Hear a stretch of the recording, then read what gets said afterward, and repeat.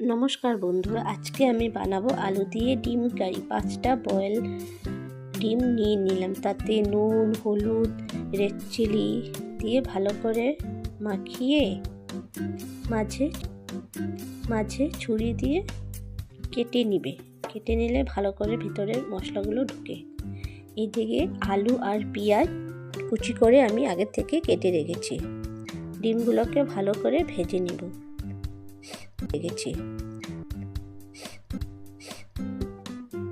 এদিকে তেল গরম হয়ে গেলে তাতে কুচানো পেঁয়াজগুলো একদম ভালো করে লাল লাল করে ভেজে নেব। আগে থেকে কেটে রাখা আলুগুলো পেঁয়াজের মধ্যে দিয়ে দিব, দিয়ে ভালো করে কষিয়ে নিব। এবার আমি হলুদ, লাল মরিচের গুঁড়ো আর অল্প লবণ দিয়ে দেব, দিয়ে ভালো করে কষিয়ে নেব।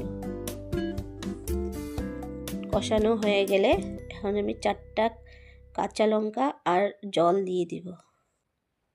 ভেজে রাখা ডিমগুলো দিয়ে দিব।